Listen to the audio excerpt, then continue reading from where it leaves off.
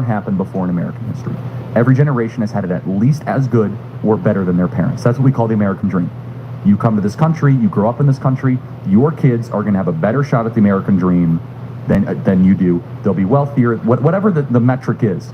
Our generation is sicker, fatter, more depressed, more anxious, more Medicaid, harder to buy a home. Here's one number. When Trump was president, you could buy a home with $75,000 of combined annual income a year. Now, $130,000 a year. That's in 4 years.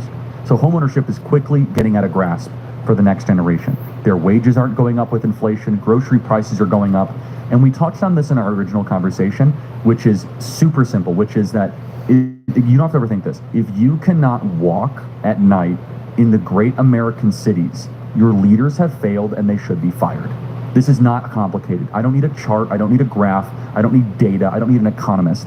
If you don't feel safe walking the streets of LA, Denver, or Phoenix at night, somebody who is in charge has not done their job and somebody else needs to be replaced. That's not the case in Singapore. It's not the case in Tokyo. But in the Western world, we act as if it's like normal that you have to lock yourself in an apartment at 8 p.m. because the sun is going down, or you need armed security, or that you can only go in certain neighborhoods. It's outrageous and it's wrong and we shouldn't put up with it. But yet, to the next generation, if you want to restore and renew your access to the American dream, you've seen what Kamala Harris and Joe Biden have done.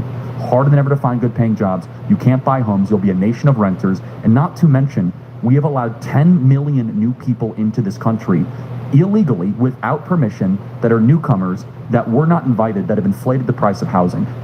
Let me just make this super simple argument. Why is housing becoming more expensive?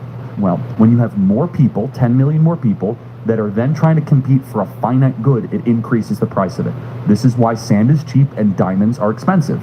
Supply and demand. There's only so much of things in the world. And so what Kamala Harris has done is she said there are no restrictions, no background checks. And let me speak to people's emotions for a second. Under her leadership on the border, quote, we have 320,000 missing kids in this country. We don't know where they are. You guys can fact check me on that, by the way. That's not a Charlie Kirk statistic. That's the Department of Homeland Security. We don't know where they are. They could be sex slaves. They could be trafficked for labor. They could be just generally missing. That's 320,000 missing kids. What kind of a society are we if that is okay? Under Trump, border crossings were an all-time low. We had a border. The Border Patrol Council just endorsed Trump. And the final point I'll make is this, is you're not voting for Trump. You're voting for which side is going to create a roster of 5,000 people that better fits with your worldview. Trump is just the figurehead, if you will. There are 5,000 staffing positions that need to be made of people that will determine whether or not you have a border, whether or not your wages are going to go up, how foreign policy be operated. So do you want your government to be filled with people like Anthony Fauci and Tony Blinken and Dylan Mulvaney, people like that? Or would you rather have people like Elon Musk, Tulsi Gabbard, and Bobby Kennedy filling your government? It's a pretty simple choice. I like that you said you're not hiring just him, you're hiring the 5,000 that they elect to go and help. Okay, but let's break that down, right? Because people can make promises, but I want to see where that promise has potential. When I see him speaking and these children and wives and husbands are like, we need better borders. When he was in Arizona, there was people that were driving from the border. They're like, yo, it's getting ridiculous. And he says, I will get them back out of this country and put them back to where they belong and put a good border up. That sounds fair and nice. He says that he's going to stop sending money to other countries' wars and he's going to put it back into the American pockets. That sounds nice. Now, you said that you have failed leaders.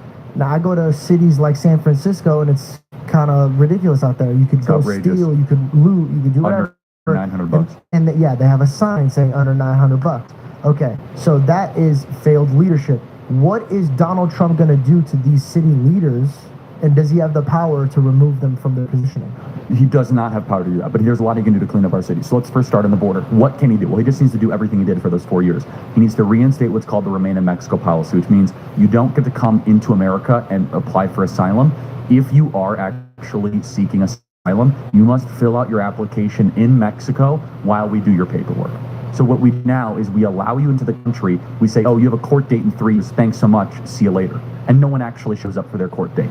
They come into the interior of the United States and they disappear forever. That's number one. Number two is we must give Border Patrol the tools that they need to prevent the flow of people at the southern border. We need to give them the resources, give them manpower, give them the ability to do the job.